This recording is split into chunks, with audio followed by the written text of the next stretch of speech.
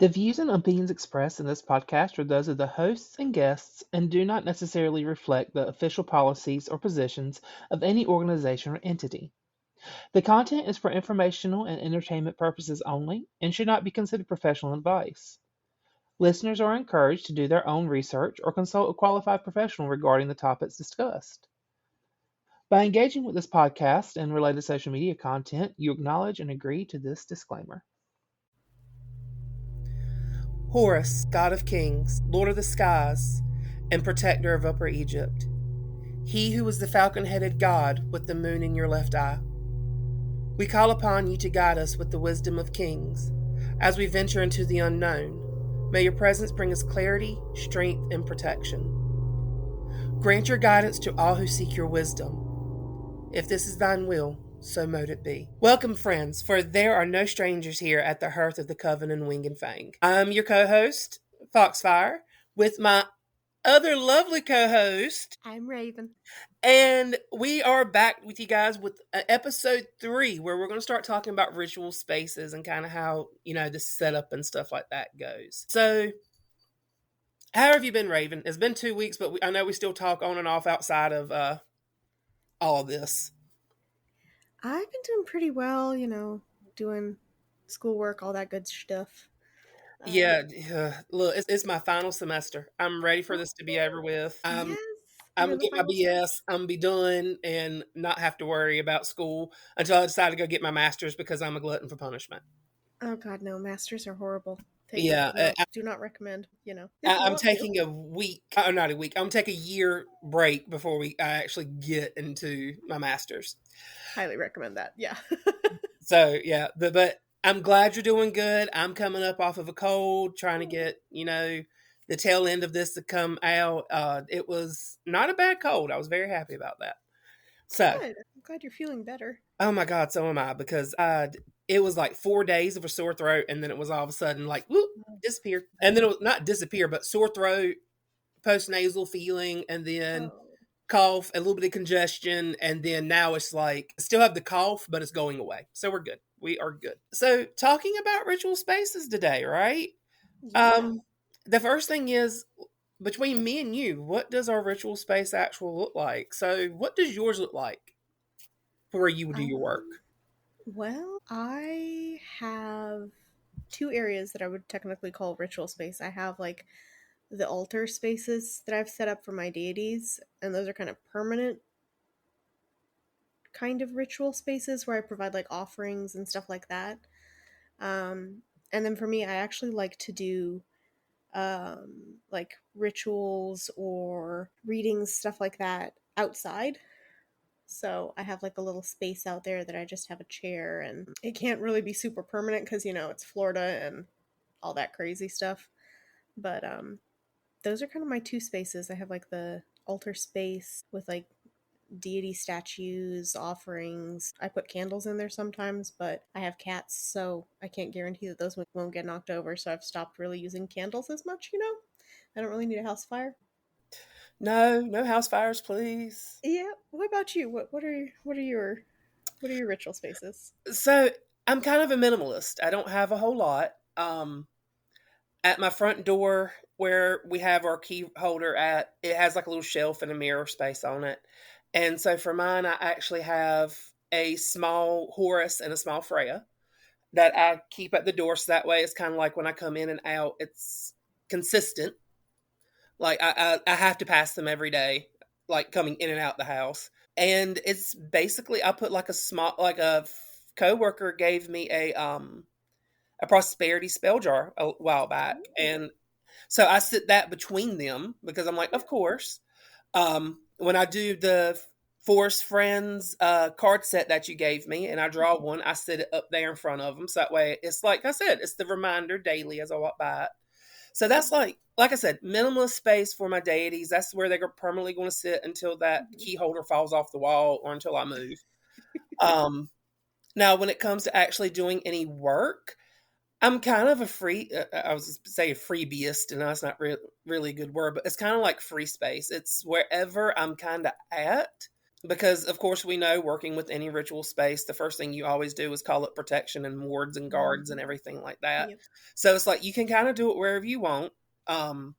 Because I think it's like me and you both said, we're not huge on the word is hard. We're We're not not. huge on the ritual of actually doing the ritualistic, like the Yeah, we're different not big items like that you need ceremony. and altar, like huge altar in the backyard underneath the full moon kind of thing. I mean, that'd be cool, but ain't nobody got space or time for that. Or money. This stuff gets expensive. Oh I'm my just god, saying. yeah. Hmm. So with that, it's like typically my living room is where I'll do a lot of my stuff. I of course make sure that I have either Palo Santo burning when I'm working, or I might do it at my computer desk if it's like Hmm. making spell jars, just because it's a sturdy workspace. And then it's like you even pointed out, me being basically a kitchen witch. My kitchen is a ritual space. Like that's where all my stuff is at for when I'm cooking Hmm. and everything. So it's just, I think the biggest thing that anybody should take from this is your ritual space is wherever you feel most comfortable doing your work. Indeed. That's all that matters. It's where you feel comfortable. It's where you can set yourself up and get going. And, if you are one of those people who have the money and have the space to set up an altar space, like a huge one, with all the bits and bobs, go for it. But when you're witchy on a budget, as I like to put it, you make do with what you got. And like I have done so many tarot readings on the ottoman in my living room. It's not funny. Hmm. I feel It's that. it's just because it's like it's big enough for me to do as big of a card spread as I need and do what needs to be done. Hmm. I'm usually just in the backyard in the little patio furniture that we already have out there. That's it. Right. It's basically the biggest thing to take away from it is do it wherever you feel comfortable is basically the best way to put it. So with that being said, the first thing we're going to kind of talk about is the purpose of your ritual space. And it should be kind of self-explanatory a little bit, I think, what the point of your ritual space is. Your ritual space is there. So, of course, we're going to talk about, how to create your sacred space and all that fun stuff a little bit too. But Hmm. so there's a couple different ways or reasons why we're doing this ritual space. So the first part is facilitating that spiritual connection. You have to remember that on a witch level, there are not witch level, but on the magical, occult, arcane level, there are stuff that's called ley lines and stuff like that that exist out there. And that's supposed to be like wells of magical energy, basically. If you look at the pyramids and stuff like that, the way they line up, they're actually on one of the ley lines. And it connects to pyramids in I think what South America or Yeah, something like something so that. wild. Like so, it's basically a sacred space. So it's kind of like when you walk into.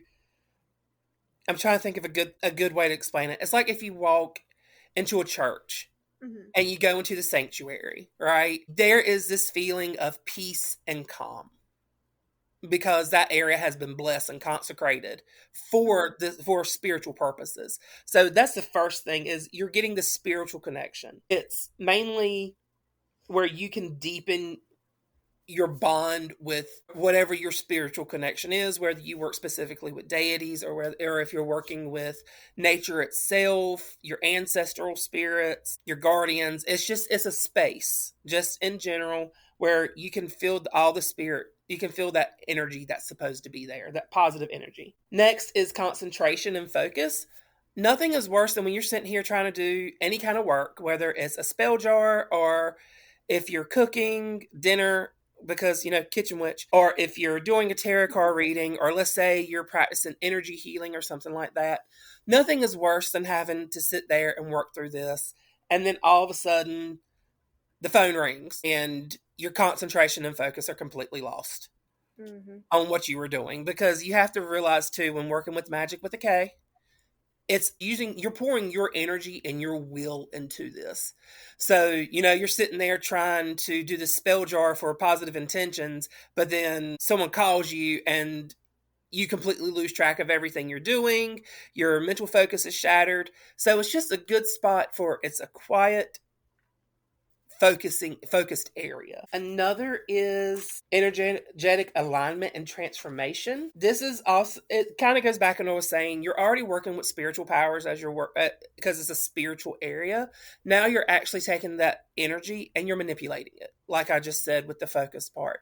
So this is a spot where you can have your wards already up, because you can make homemade glyphs and wards and bind runes and stuff like that for protection before you even walk in, when you set your circle to get everything ready and everything. But it's your focal point. This is where you can bring all that energy in, which is why it's important where if you like to work outside in nature, you find a good spot where you feel like the energy can work properly and flow. It kind of have that little bit of a feng shui moment, as I like to put it. Much like the sanctuary of a church, because that's the best way to describe it. This is also a spot where you do your honor and worship. Like, working in your ritual space is not just about doing magic and doing tarot or whatever or energy work. It's also about honoring your deities, your ancestors, your guardian spirits, whatever you worship or however you worship. That's the point of your ritual space as well. This is where you can actually, you think of a sanctuary church, think about everything they do there. They do weddings, they do baptisms, they do communion. There's a whole lot that they do in there. And that's kind of what you're doing when you're working in this ritual space with your deities, is this is your spot to where you can do a hand fasting or a wedding ceremony, or you could do, your own consecration of yourself to your gods. Yeah.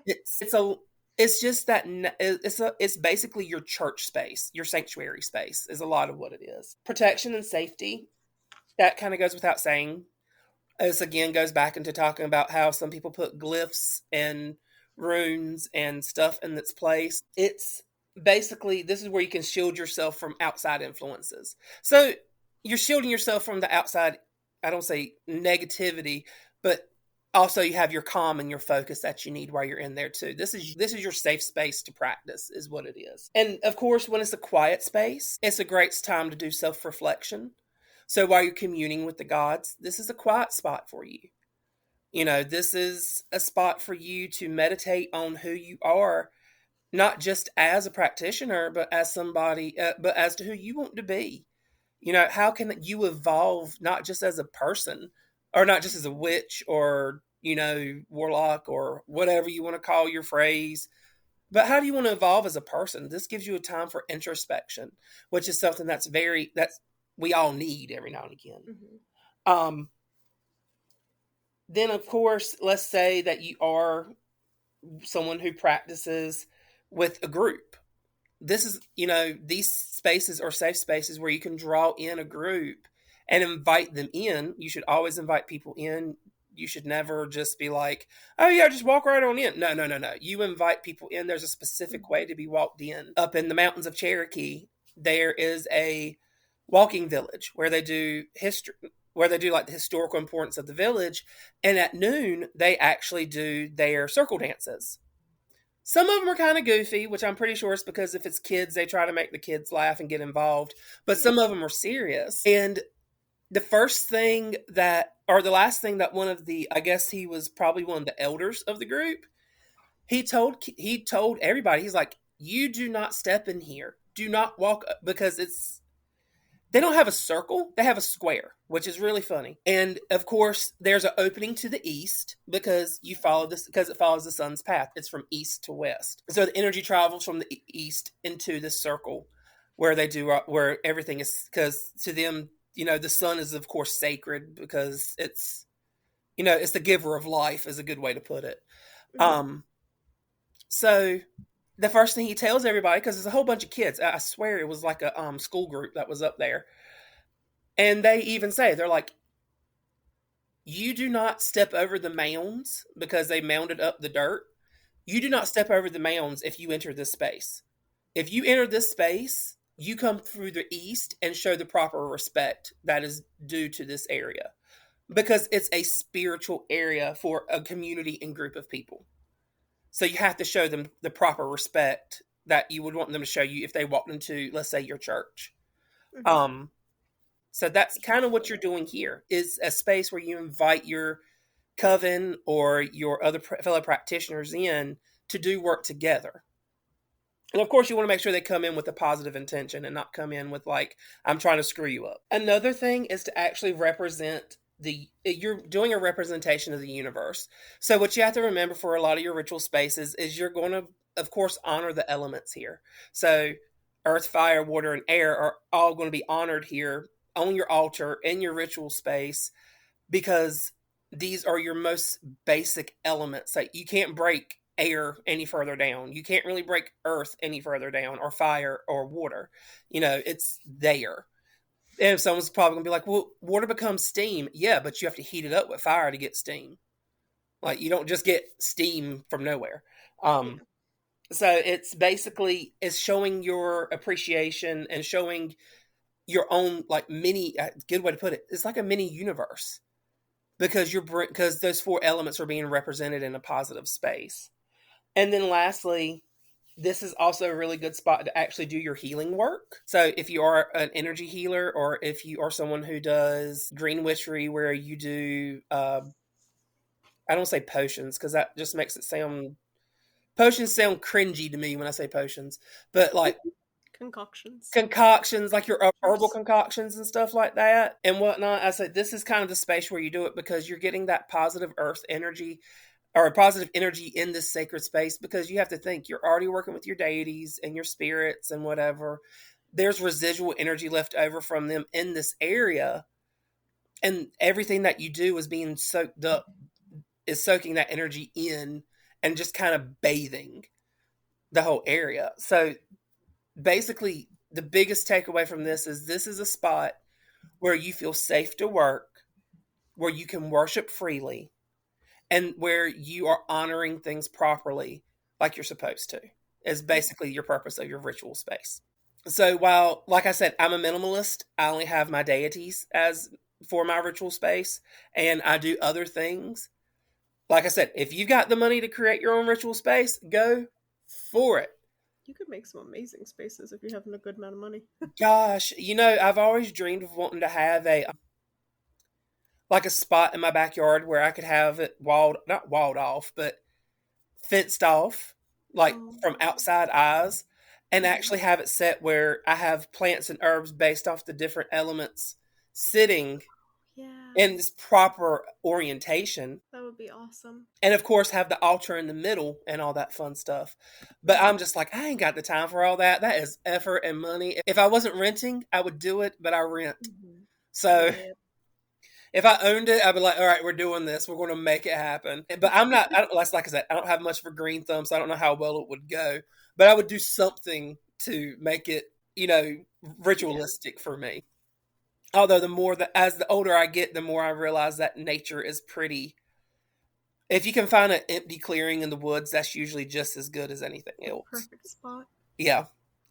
So now that we've kind of gone over what some of the purposes of these ritual spaces are, let's talk about some of the tools that you would actually need for these ritual spaces. There's some tools that I have worked with personally, and then there's tools I haven't worked with. But there are some typical small things that a lot of your people who are not like me and you, who are the heavier practitioners, who are starting to get into it, these are kind of some of the simple things you want to make sure that you have. But it's like I said, for me, I'm happy with just my deity effigy sitting on the shelf, and I have to see them every day. Well, it's also, these are tools that a lot of people use, or that is very popular for people to talk about, like on social media or stuff. And it's just like a little explanation of what those are. If you're starting your own practice and you don't feel like you want to use some of them, you don't have to. It's very personal. It's up to you.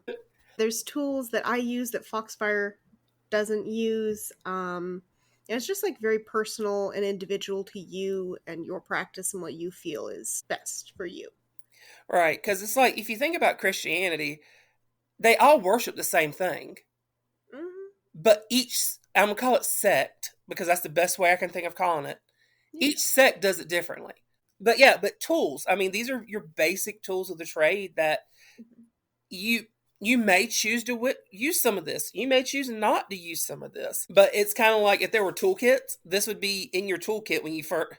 Your initiation toolkit, like, here's everything you need when you first get started. So since I just got done yammering on about about the purpose of the ritual spaces and everything, Raven, I'm gonna let you get your stuff out the way, and then I'll follow up with mine. Okay, no worries. So I kind of did them in an odd order, but that's fine. So starting off with ritual daggers, these are called the bowling and the atham. I believe I'm saying that correctly. That's how I've always said it. I don't know. So I was these gonna say are bowling. I've heard before, but I've bowling. also heard the atham called an athame. I've heard that one too. I think it depends on if people are pulling it towards like Greek or not. I don't know. Either way, these are the two like main ritual daggers. Gotcha. Um, Now the bowling is a knife that typically is going to have a white handle or have some aspect of it that is white. Um, and it is mostly used for practical tasks, such as if you're harvesting herbs, you're cutting like a cord or something like that. It's a physical tool. And from what I've seen, it's usually associated with the earth element because it is grounded in that physical plane. Like you're going to do something actual, like visible. I'm cutting this herb with a bowling. Um, and the atham is a knife that usually has a black handle or aspect to it. I have one that is actually made out of obsidian. Um, and it is used during rituals or ceremonies for directing energy during when you are making a circle at the beginning to add protection, which we'll talk about that later. It's used for making symbolic. It's like if you're cutting an energetic cord, not a physical. So how I kind of look at it as the atham is the metaphorical or magical knife. It doesn't do the actual cutting, it does the energetic. You don't see it with your eyes, but it's there. Um, and it's also usually associated with fire instead of earth. So that's the two ritualistic daggers that you're usually going to hear about. Candles are often used to represent either points in a star. They can be like compass direction, like northeast, southwest when you're making a circle. They also are used to represent the element of fire. The light that they give off is also sometimes used to symbolize illumination, transformation, or spiritual presence. Think of when you're lighting a candle at a church or something. That's what most people think of, like you're putting that presence out there. And in a ritual space, candles are commonly used to focus your intent, or it can be used as an offering to a deity. Some people I've seen like light them for their ancestors, like you were talking about earlier, like you can work with your ancestors. Some people light them for spirit guides or angels. It depends very much on your practice, who they would be being used to as an offering for. Now, lighting candles during a ceremony or ritual usually helps to invoke the deity, honor elements, or mark a specific sacred moment in a ceremony or ritual. And there's also a lot of different options for colors for the candles you use, which we're going to go over that in another episode because that's just a lot. I think we have a candle magic episode eventually. I think we do. I have to go back and double check. I know we definitely have one on crystals because there are so many crystal ones out there. Yeah, I'm pretty sure we have candles and colors in there somewhere. But like as an example, it's just like white candles are used for purity, and I've heard people say that you can replace any other color with a white candle, but not the other way around. Red is usually for like passion or strength, green is for abundance and growth. So there's like a lot of different associations for candles, and it's usually just like some variety of offering a representation of an element is how I've usually seen it done. Because I was gonna say, I know for the when using a bowline or bowling or however the heck you want to call it, I know because I know this is backtracking a little bit. Sorry, Okay. but thinking about that, I remember because I was looking at the Scott Cunningham book years ago, and I did a report about Wicca, and it was actually kind of funny. I called it Wicca: Are you a good witch or a bad witch? Was the title of my paper, and so I did remember discussing it. And it's like whenever you use a bowline to actually cut herbs or do your or cutting, like you're taking herbs or you're cutting from a tree or something or any kind of plant, you should always make sure that as you're doing it, you're thanking the plant because it's giving part of itself for your ritual. Yes. I do also know with candles, I remember this too. You don't blow candles out during a You're not ritual. supposed to. It Yeah. because at that point you are showing that air is more powerful than the flame, and you could Hmm. basically, lack of a better word, anger the fire elemental. So what you Yeah. do is you actually have to snuff it out, or you figure out some creative way to take the flame out, whether it's Hmm. licking your fingers or something and doing it that way, or if you like wave your hand over it really quick or something. Because adding air to it is bad, but using air that's already there isn't as bad. I don't use them as much like in that sense, like to do the elements. I do it more as like offerings to deities. But I Right. have heard from some people that the blowing out the candle is not, definitely Yeah. don't do that. It's basically, like I said, it's basically showing that there's more power through air than there is through fire. And in your ritual space, or any ritual that you do, you're trying to show that there's a good balance between the elements, and Yeah. that no one element is more powerful or more sought out Important. after than the other. Hmm. That's a good point. It's a very good point. Yeah. Well, since But you did mention crystals. I did, but I did want to say one more thing about Mhm. candles, and I know this is the biggest thing that was on TikTok when TikTok was a thing. Candle smells are very popular because they're typically easy. Yeah. It's basically, it's a representation. You carve someone's name into a candle. You can carve runes into a candle. Hmm. You light the candle and you think about what you want. You set a candle on top of a bay leaf with a money sigil or like your wish or dream and let it burn out. It Yeah. also can be used while an athame can do like the energy cutting. Hmm. You could do an energy cutting with a candle and a piece of string Yeah. between That's people, true. especially if you feel like there's a negative bond that's there. Hmm. Um, and of course, it's interesting watching how some of these rituals go for people who are doing it, and you notice that there's something there that's going to be, I don't want to say weird, but it's almost like there's a sign that something is there that you need to watch out for. One I was watching was this woman was having a problem with her ex boyfriend and his current girlfriend, and she was trying to and she did the ties that bind, or cut the ties that bond kind of Oh, spell. yeah. And she had two black candles sitting to the left, and then she had her candle sitting to the right. She Hmm. wrapped them in thread, and if you watch the couple, that candle burned in such a way that it was almost like it engulfed the couple and then just sputtered out on its own. And that could be taken as that basically those two are so toxic for each other, they're going to That end up they're gonna causing take each harm other to each down. other in Yeah. some way. So, it's magic and stuff like this is very funny. Follow your intuition. If you see something and you feel like this is a sign or this is a symbol of something, Hmm. look into it. Like, think Yeah. about it. Like, reflect. That's always my biggest thing. Reflect on what you see, because it could be a sign that your deity or your ancestral spirits are trying to tell you something. Sorry, I Hmm. just hijacked candle stuff right then. Let's talk about No, you're crystals. good. You are good. Actually, those were really good points. So I really appreciate it. Oh, no problem. Um, yes. So crystals are the next item that a lot of people are going to talk about, and of course, we're going to do a different segment about them because there's way too many crystals to cover in an episode with other stuff. But crystals are often used in ritual spaces for energetic properties and abilities to enhance spiritual practices or magical practices. This is based off of the idea that everything has an energy source, everything has like its own energy vibration and all that. And if that's not something that you believe in, guess what? You don't have to use crystals. It's okay. Nobody's going to be like, oh my God, you don't use crystals? Well, okay, some people might be, but you can just like flip them off and tell them to go away. You don't have to use something just because somebody else does. Um, Right. Because I will say I was a crystal junkie at one point, long, long time mhm, ago, as I like to put it. And it's actually interesting where if you hold a crystal in your hand when you're trying to find one that works for you, mhm. you can actually feel it vibrate. Yeah, And it's weird. it's the weirdest feeling in the world, and it's interesting. And I think, and it's a good thing, but the thing is, that crystal may vibrate for you, but it might not vibrate for anybody else.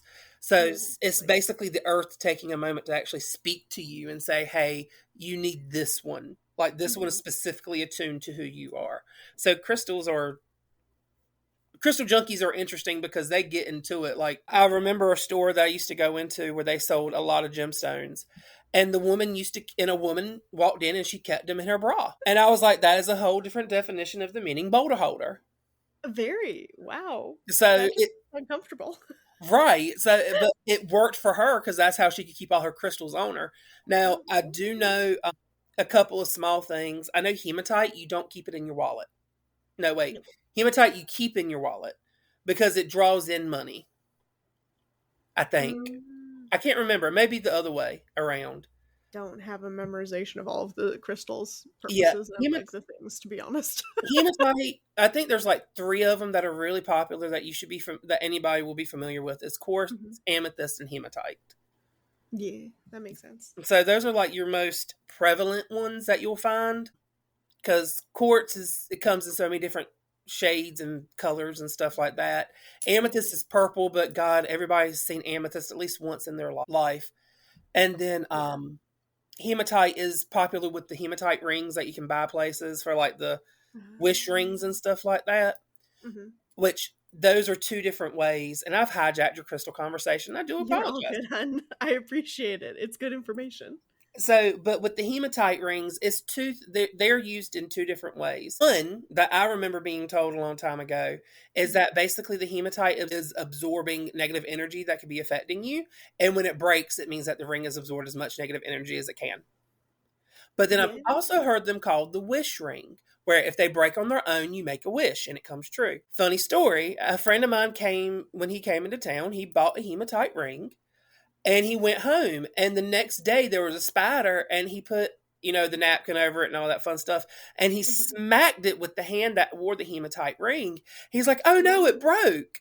And I was like, yeah, because you bitch slapped a spider. Not because it was drawing from your negative energy, honey. I said, you bitch slapped that sucker in the next week, and that ring said, we're not doing this. Hematite is a very fragile stone. You cannot just slap stuff and hope for the best with it. It's crazy. I love it. So it's like they're great, but just remember that these rings are very fragile. They can have tiny fractures in them that you don't see when you buy it.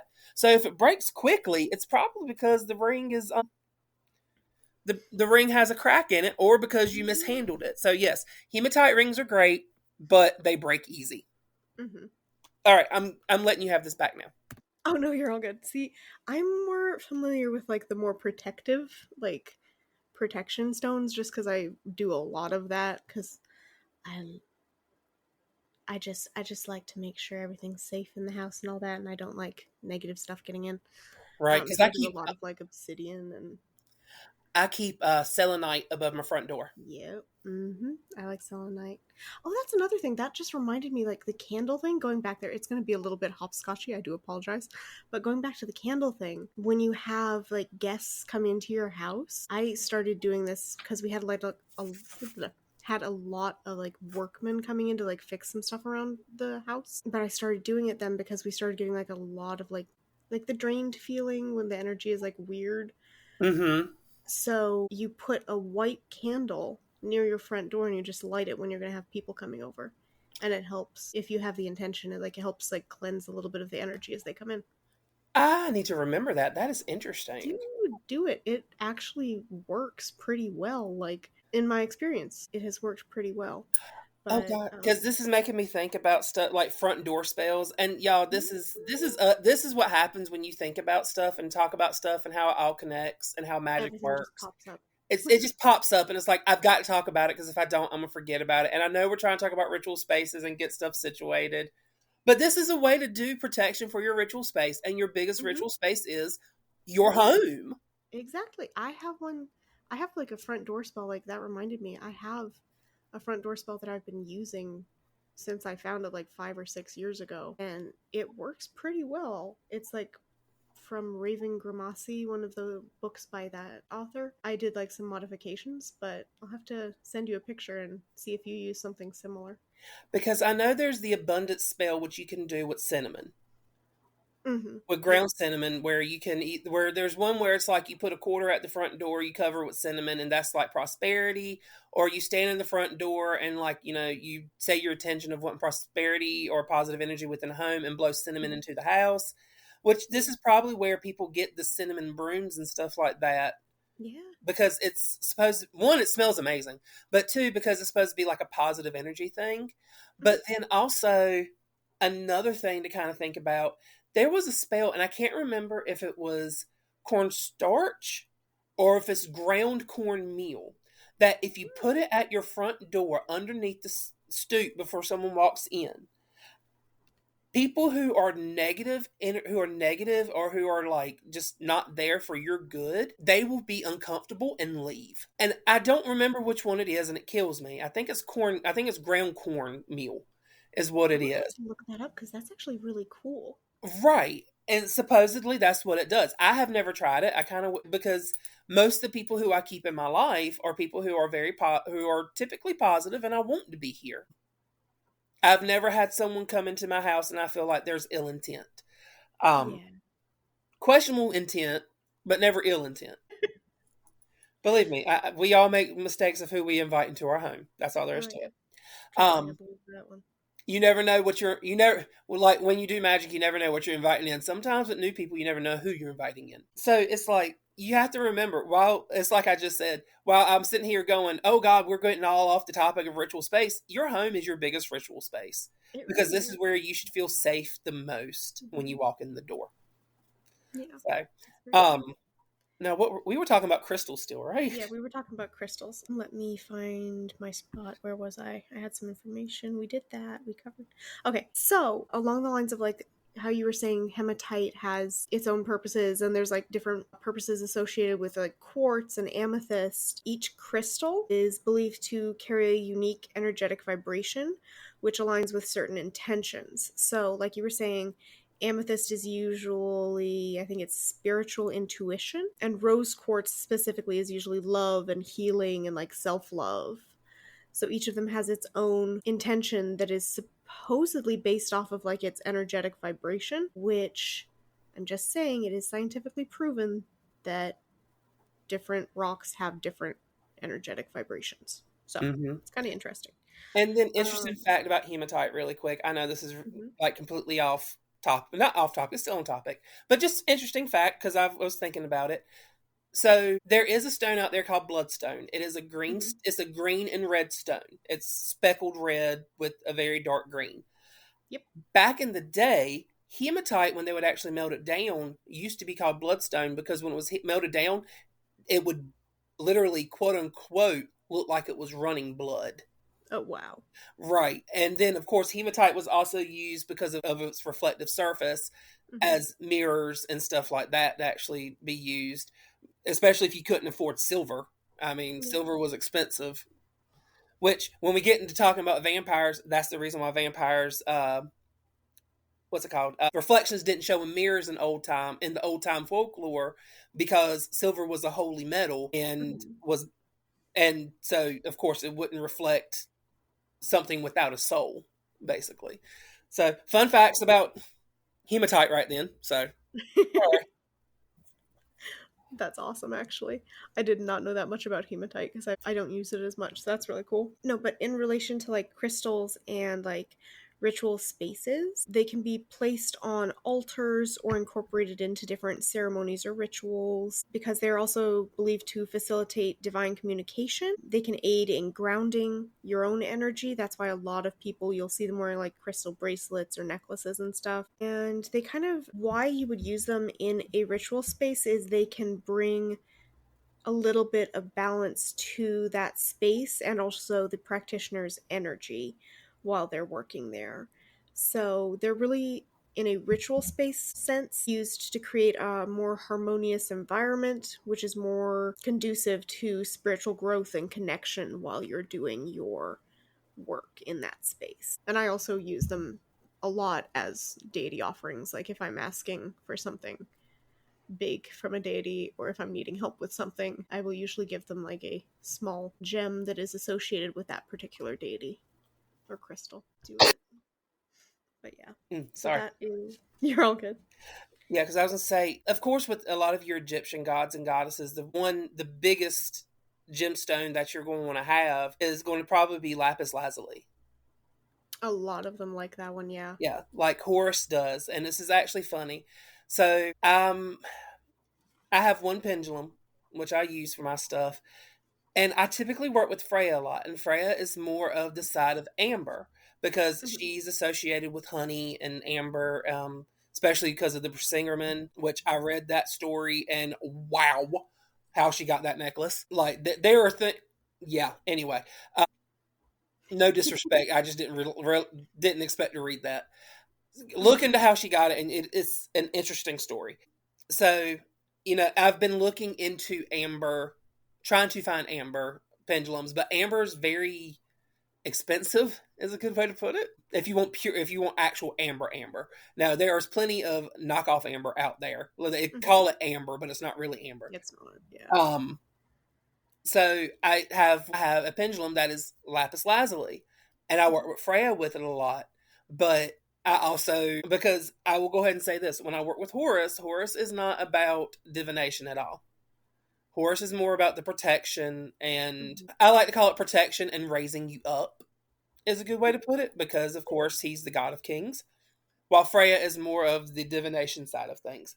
So for Makes me, sense. it's kind of like I'm honoring them both by using this because it's still a pretty gemstone. It's just typically you would see it with Egyptian stuff. Yeah, that makes sense. A majority of my deities like black stones, so a lot of the time they'll be like, "Oh, well, obsidian is like the easiest thing for you to locate, so we'll just take that." It was, I work with a lot of death deities, so I don't know if that's like part of that connection or if they just feel like I need a ton of a lot of the black gemstones like obsidian and what is it, tektite, Mm-hmm. are protective. Like they have different protective properties. So maybe they just think I'm danger prone and need a lot of protection. I don't know. Uh, You might be a little accident prone. Who knows? I'm pretty sure everybody in my family would agree with that. Moving on from that, we don't need to examine that. The other thing was deity representations, like statues, pictures, and stuff like that. These are used as a focal point for honoring and connecting with your divine patrons or energies. I usually have I like to do like little statues and stuff just because I like statues. So Mm-hmm. that's what I do. But I've seen people who make like photos or like little photo collages. There was this one person on TikTok who I think she had like a photo collage for her deity instead of like an actual like picture of them or something. And I thought that was a really cool way of doing it too. But it's essentially just, it offers a physical space, usually where a practitioner can offer prayers or perform specific rituals for that deity or just give them offerings to invoke that deity's presence or blessings. Not everybody uses deity representations, statues, etc. Some people don't prefer to select a named deity, so you'll just see like a general female and a general male statue or something that represents the divine feminine and the divine masculine. But in the context of ritual space, it's just somewhere for that practitioner to connect more with their deity. And that's usually what I've seen for those ones. What would you say, Foxfire? You said you have two statues near your front door? Yeah, I use statuettes. I think they're a Mhm. good way to do representation. I think it's kind of cool that someone's like, "Here's a collage of stuff that represents my god or goddess," and it's like, "Oh, that's Right? that's different." I mean, do what you need to do to honor Yeah. your deity as best as you can. I even recently had you divine for my husband who his were, and Mhm. I bought little statuettes for him as well, and I actually found it interesting that Thoth Mhm. was his god, patron god, because Yeah. I even looked into it, and Horus and Thoth used to work extremely close together. Mhm. Like Horus would go to Thoth for what's it called? For advice on stuff because Thoth is the god of wisdom and scribe. So it Mhm. just made sense that that's who you would go to ask for, divine leadership or something like that. So I mean, I think people who use gemstones, candles. I mean, you could honestly buy a Lego set that you think would represent them best and do Legos if you wanted Really, like it's whatever to. works for you and is in your budget. Like, I know a couple people who are on tight budgets, as Mm-hmm. most of us are now. Like, it's just life. And they just use, like, oh, well, I brought these shells from the beach near where I live and they represent Aphrodite, or stuff like that, where it's literally just whatever calls to you and gives you that personal connection. Right, Pretty right. amazing. That's what's most important, is as long as you feel like that connection is there because that is what you chose out, Mm-hmm. or more than likely your deity put it there and said, "Pick me up and take me home." Exactly. So it's really your deity. What you use for your deity of choice is your choice. A lot of this is it's your choice to do what you feel is right. Because Mm-hmm. some of us we practice in shadows. We may not have an actual deity or set out our deity stuff. It could be that, let's say you buy flowers on a regular basis, and that's how you represent your god and goddesses with flowers that Mm-hmm. represent them. Or it could be you have a specific piece of jewelry that you wear that represents them. It could be something as simple as just a little charm on your necklace or your bracelet. It's however you want to represent them is what is best for you and Mm-hmm. for your practice. I think that covered everything you had to talk about, isn't it? So I think it's your turn. All right, awesome. So the first thing I'm going to talk about is probably the biggest thing that any witch, if you see them on TV, other than the pointed hat and the broom, you're going to associate with a witch. And Hollywood has done a very good job of showing us that witches all have brooms and pointed hats. Thank you. Mm-hmm. We I do do not. have one. All right. Oh. We have brooms, but they're not used for flying. They're used for sweeping up dirt in my kitchen. Yep. So, and even then, fun thing about that too, while I'm thinking about it, like I've got all this lore in my head for stuff. Whenever you move into a new house, you should always buy a new broom. Yes. I did not know that, and I have two brooms from two previous houses in my house. No, man, you can bring that stuff and the energy from that old house? I don't think so. Yeah, I Not need to it. get rid of them and Yep. replace them at some point. Yep. So, but the first thing we're going to talk about is actually the cauldron. So, when you hear cauldron, the first thing you think is probably this big old cast iron 300-pound thing that sits over the fire and double toil and trouble, all that fun Cauldron stuff. boom. That's not always what it is. A cauldron can be anything from a small cast iron pot all the way. It could just be a dish, a fireproof dish that you have in the house that you Can I use. make a controversial suggestion? Yes. Modern cauldron, crock pot. I'm just Yeah, saying. I can agree with this. Crock pot, Instapot, stuff like that. I can see it. Um, Sorry. no, it's a good thing to think about. But a cauldron actually has many different uses when you're actually doing this. The first one, of course, is it's a fireproof vessel, right? So you can do fire-based rituals inside of it, which is a great thing. This is where you can burn your offerings. If you're burning offerings, certain spells call that you actually burn something. Like if you write down your intent on a piece of paper, fold it 3 times, throw it in the fire, and supposedly the ash and all that stuff will set the spell in motion. So it can be for fire-based rituals. So your cauldron is going to be very flexible for use. Next is going to be for water-based rituals, because if you think about it, my mother used to have a little potpourri pot where she would sit it on top of a candle flame and would heat up, and you put the potpourri into it and it infuses it, and your house smells good and all that fun stuff. So that's kind of what this is you're putting in herbal infusions, sacred liquids. It can hold water, but basically it's a vessel to hold this as you do purification or something with it in that way. Um, Something I did not realize, it can also be a symbol of the underworld or the void. Cauldrons are used as a symbolic portal to the underworld or otherworld, representing the depth of unconsciousness or spiritual realms. You look at a cauldron, it's a little, if you use a black one, right, a black cast iron one, kind of makes sense. You look into it and it's empty before you put anything in it, and it's kind of the void. It's the underworld. It's dark. There's stuff there, but it's not there at the same time. Of course, if you do any kind of alchemy or transformation rituals, it's kind of like, I think a good example of alchemy, and this is going to be my honest best example, is going to be cooking dinner.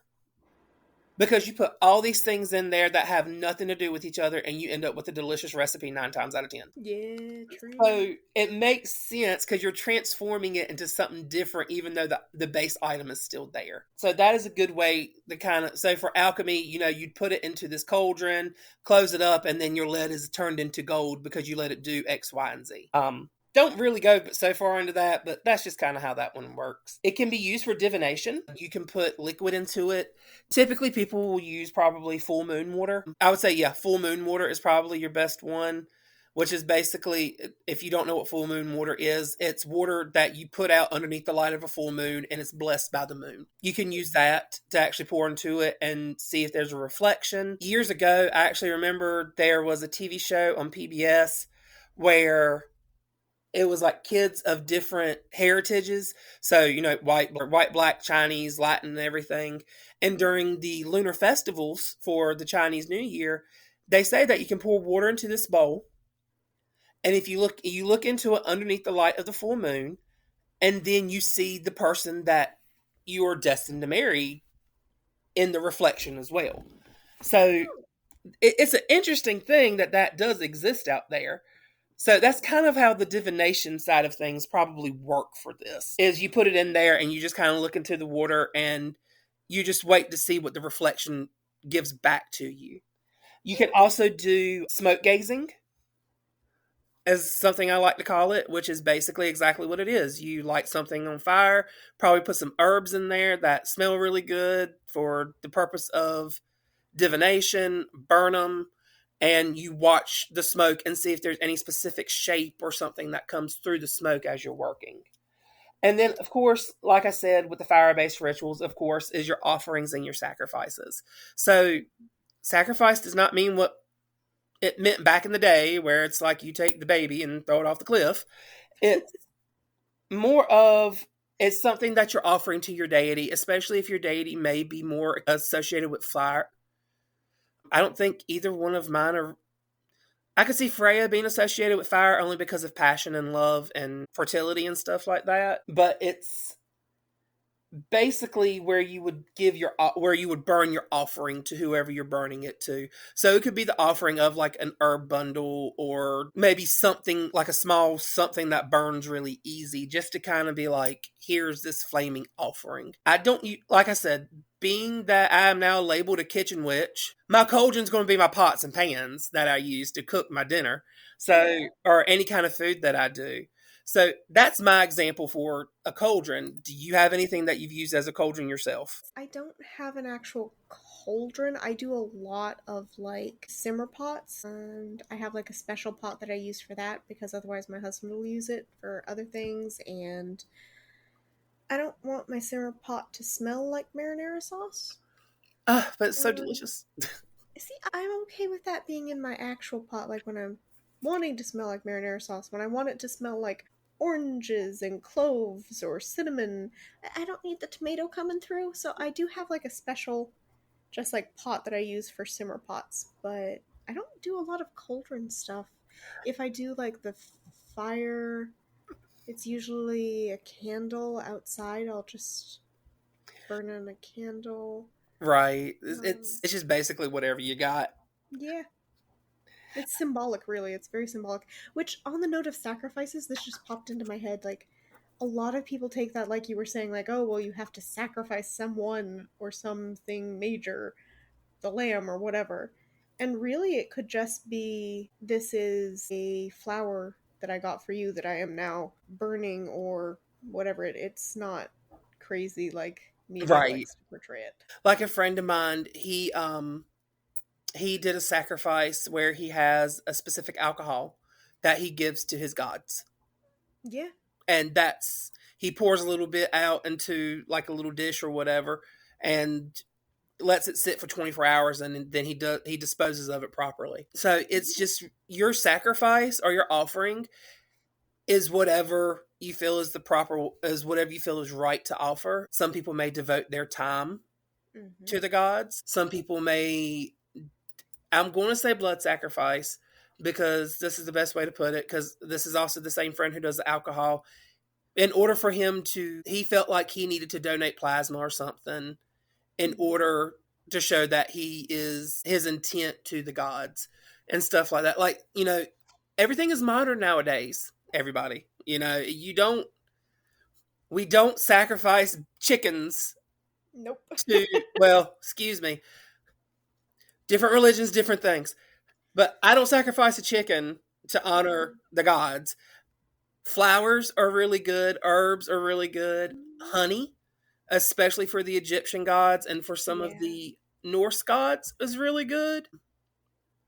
Is because honey was high value in Egypt, but then for the Norse, they used honey to make mead. So it just makes sense that small things like that are, observed. Even like like a small corner of a piece of sat in front of it. It's something that is that you are doing as a symbolic gesture of, I thank you for what you're doing for me. So yes, sacrifices are not, again, sacrificing a chicken. It's giving something for them giving back is a good way to put it. Equal exchange type thing. Yeah. Like, even no matter how small it is, it's a gesture is what it is ultimately. So, but yes, now outside of cauldrons, the next thing is going to be wands. So first things first, wands also represent fire as well. So it's actually interesting that there's so much fire that is incorporated into ritual spaces. It really is. And it's like, why is there so much fire? There should not be this much fire. The cleansing. Right. Yeah. So the first thing about a wand is a symbol of authority and personal power. Your wand is a very personal thing if you have one. I do not have a wand, other than, of course, my Harry Potter wand that I bought. But I do not have a wand that I use personally. It's never been something on my to-do list to get. I don't either. It represents your personal will and authority, just like an athame, which, speaking of athames and thinking about this, an athame does not only have to be a dagger, it can also be a full-length sword. It's whatever you want to use that is supposed to be symbolic for whatever you're doing. I do not recommend using a full 3-foot sword inside your house for ritual. That is a good outdoor athame.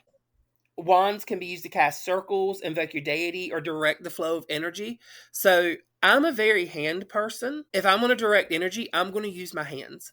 So my hands kind of become my wand a little bit. But that makes sense. It's talking like Harry Potter. The wand is an extension of the self, is basically what it is. And it's a good focal point. So that way you can actually focus and channel your energy into the end of it.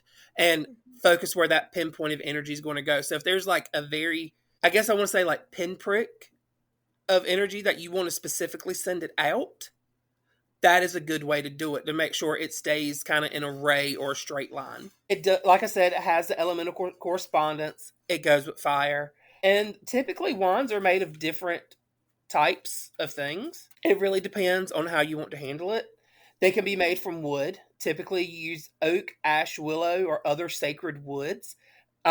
Each has its own symbolism, but this is typically an earth feel to it. Then with crystal wands, it kind of describes a little bit where some of your earthy feels get from. So crystal wands, you can have quartz, amethyst wands. Like, these things are huge and they're expensive to get those kind of wands. And then lastly is feathered wands. So let's say there's a specific feather you picked up one day and you just felt like this is it. That feather is associated with air. So it's because it comes from an animal that flies through the air. Casting circles, of course. So athames can be used to cast circles, but so can a wand. So if in a pinch and you don't have a sharp knife, pick up a piece of wood that you feel is right for you and just keep on going. Invocations and spell castings. So this may be when maybe you need to draw specific symbols of power, like runes and glyphs and such. This is what you would use to make that outline, just like with the athame. It's just different connotation because of how it's made. Do what? That makes a lot of sense, actually. Right. So I feel like the wand and the athame can go hand in hand, are kind of like interchangeable a little bit for some of this. Consecration and blessing, it's the same thing. You're channeling that positive divine energy through the wand is what you're doing. Right. It's an interesting thing. Like, so if you're blessing something, you can use a wand to bless something because it's an extension of divine energy depending on how it was made. Right. Excuse me. It's again, there's a personal connection and empowerment with this. So a wand is typically going to be an extension of your own energy. So of course you want to make sure the wand matches what your energy is when you're doing stuff like this, because a lot of witches typically, or witches or practitioners, create their own wands.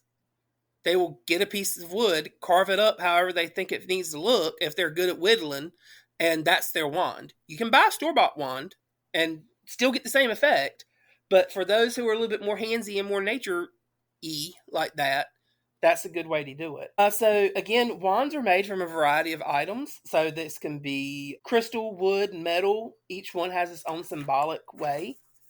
So typically wood is a representation of growth, life, and nature. And of course, different woods can be used for specific things, such as willow is associated with emotions and healing, while oak is going to be for strength and protection, which kind of makes sense for that to work like that. Let's see, clear quartz or amethyst can be used for spiritual or healing work. While if you use a citrine or garnet, this could be chosen for abundance and prosperity.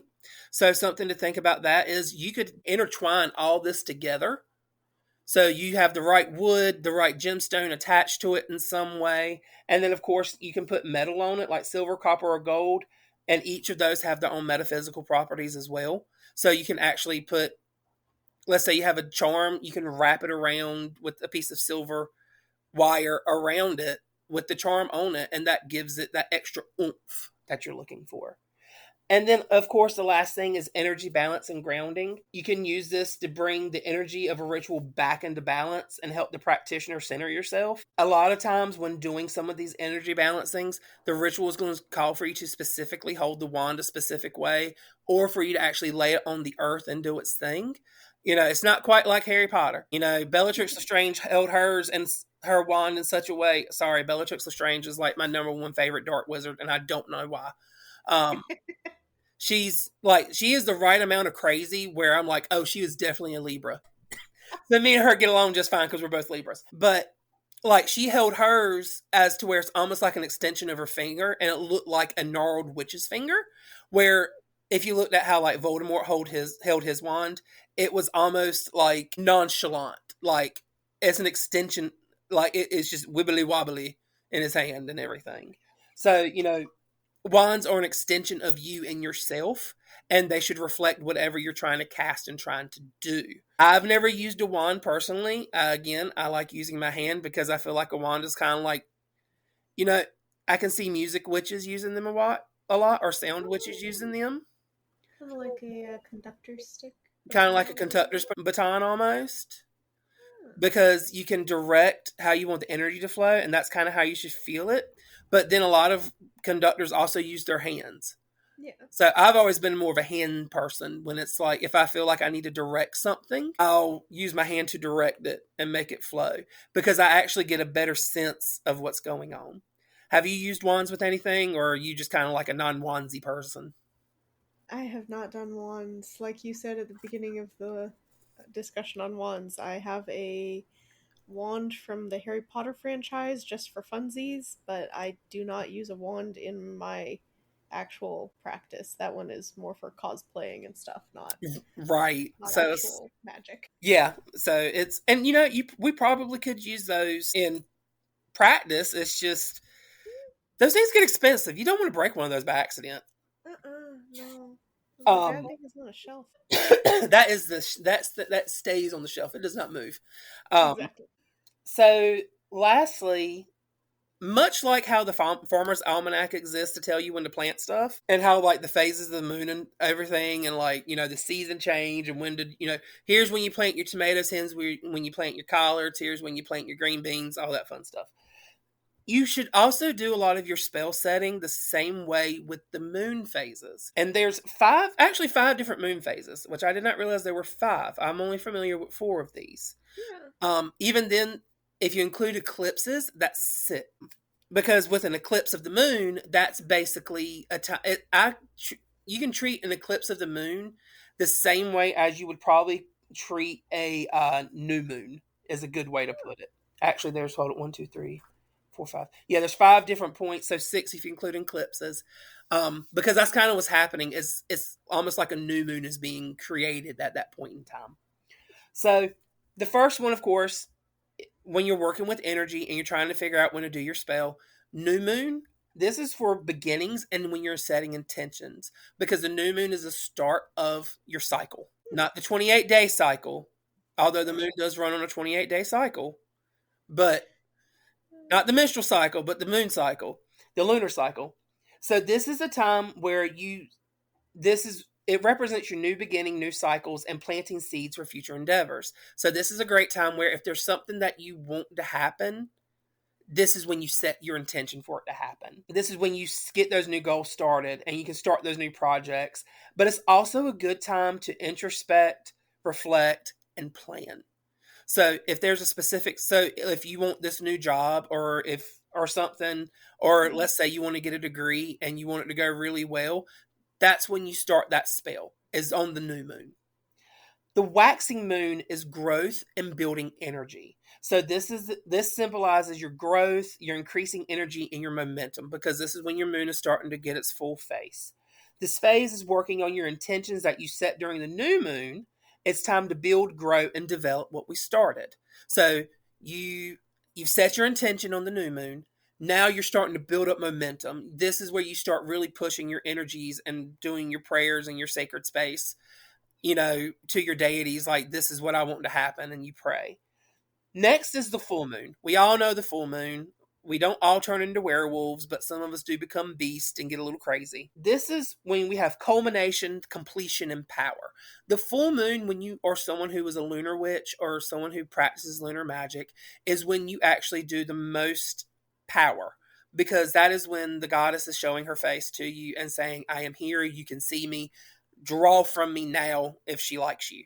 Now, if she doesn't like you, she won't help you. This is your most powerful phase. It represents culmination, peak energy, and manifestation. This is when you're celebrating the achievements, because your achievements should be starting to show themselves. You should be getting the harvest of your results of your work that you set forth, and perform those powerful rituals, completion, clarity, and insight. So this is actually, Wiccans call it calling down the moon. Is because you're calling from the energy from the moon. A really good song that I've heard by Lindsay Sterling is called Artemis, and I can actually see someone who is a sound witch doing a full moon ritual to this song, just because of how it feels. Like, you can feel the drawing of energy or working of energy being done with that song. It gives me chills every time I listen to it sometimes. Then we have the waning moon. So this is a good time for when you're doing release, letting go, or healing. So let's say you go through a bad breakup and you just want to release it. That's a good time to do it, is during the waning moon, to do those rituals to let go, or to do your meditation and reflect on it. So this is, again, it's a time of reduction, letting go, and introspection. It's the time after the full moon when the moon begins to wane and decrease. Keep in mind the full moon lasts for 3 days. You have when the full moon starts, which is right when it comes out of its waxing, when the full moon actually is, which is your middle point where it's at its highest power, and then the 3rd day is when it starts going to the waning, which is where the power may not be as powerful, but you can still do full moon work. But now you're working in the waning moon. So this is a good time for releasing what no longer serves you, whether it's negative habits, people, fears, or any blockages that prevent your growth. That's kind of what the point of the full moon, of the waning moon, is. And then last is the dark moon. I've never heard of the dark moon before. This is something new to me. This is where you do rest, reflection, and rebirth. This is the phase which is ideal for quiet, reflective rituals, looking inward, and preparing for a new cycle. It's a time of rest and restoration before the fresh energy of the new moon begins. So it's that time where you're not quite at the new moon phase. You can still kind of see the moon in the sky a little bit. I will tell you, when it's when you have that nice small sliver of the waning moon and you see that dark moon, or you can still see the darkness of the surface, I think that's what is meant by the dark moon. Because it's like a day before you're going to be hitting that new moon phase. This is also a time where you would do what's known as shadow work. I'm not quite sure what shadow work is. that's something new, something we can look into for a future episode. It's crazy. But many practitioners will align their rituals with the moon's natural cycle, noting how the energy shifts with each phase and planning their work accordingly. So I think the last big full moon last year was the full moon in Taurus. I believe it was. And that one is where you were supposed to do a lot of your grounding because Taurus is an earth element. It's a very passionate, or Taurus is a very passionate and grounded, or supposed to be grounded, zodiac sign. So it's a time where you could actually do your grounding and do a lot of your release was during that full moon. I actually did a meditation cycle on that one because I was going through some stuff and it actually helped. I felt better after I did it. So the moon has power. I mean, it's obvious because during a full moon, you know when there's a full moon. Teachers know when there's a full moon because their children act crazy in the classroom.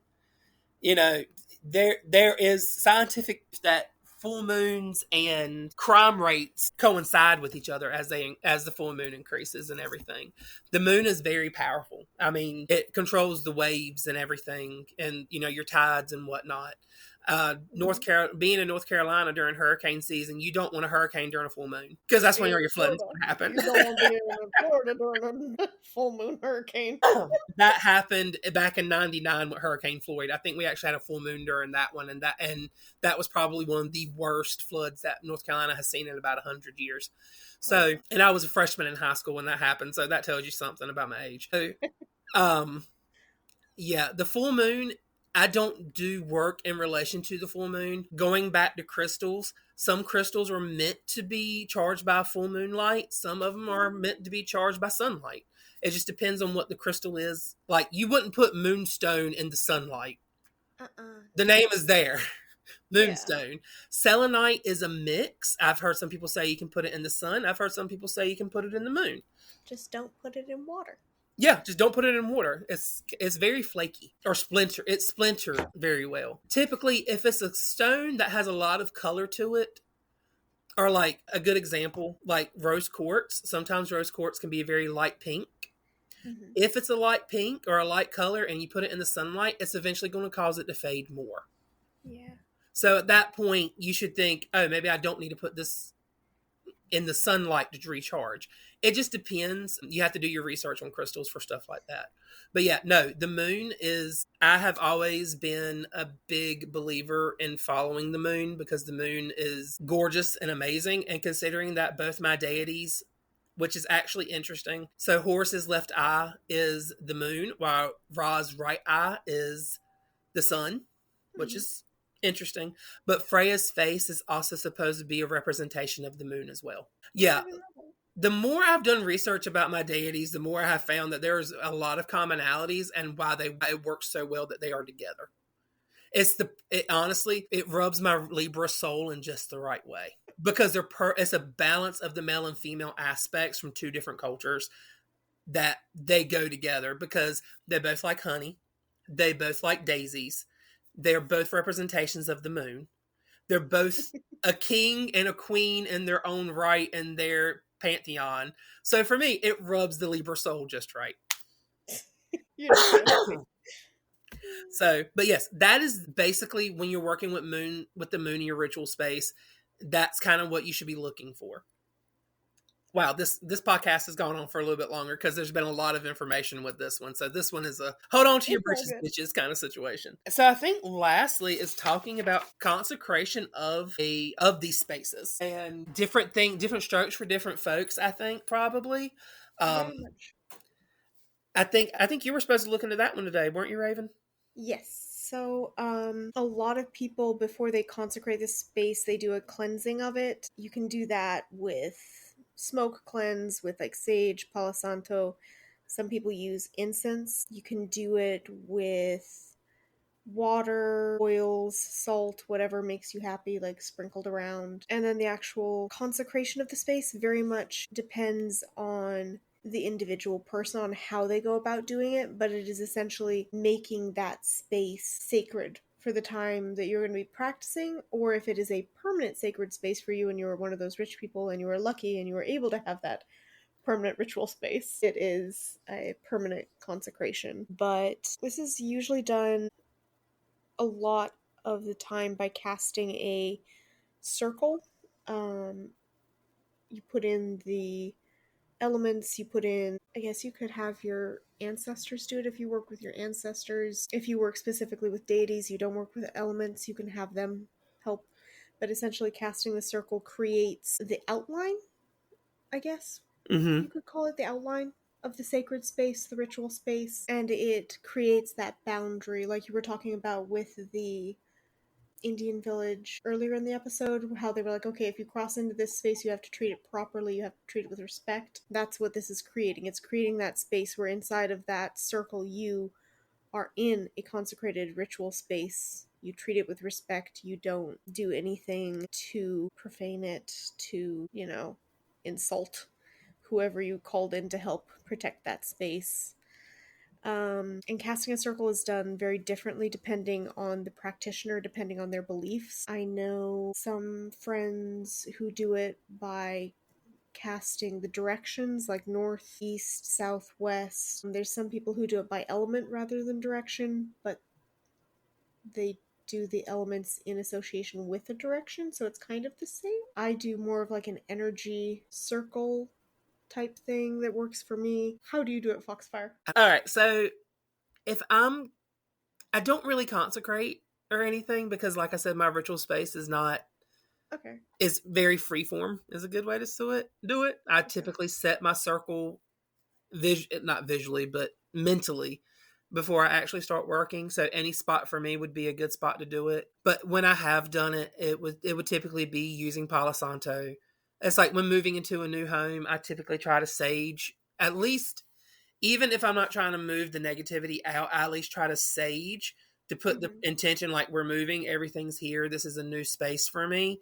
I want at least as clear of a path forward as I can make for this. So I really don't have a way that I've specifically consecrate or prepare my space. I've become more aware of it as I've practiced. I used to not set spaces. It used to be I'll just do it and just see what happens. So that means I probably have invited stuff in other places by accident and didn't realize it. Whoops. So now it's basically the intent of it's now I do Palo Santo because I believe people don't do sage as much anymore because they say it's cultural appropriation. Yeah, a majority of people don't use sage. I use cedar and incense usually when I'm doing a cleansing of the space. Right. So I have Palo Santo sticks that I use. I've given them to friends to use to to clean their house.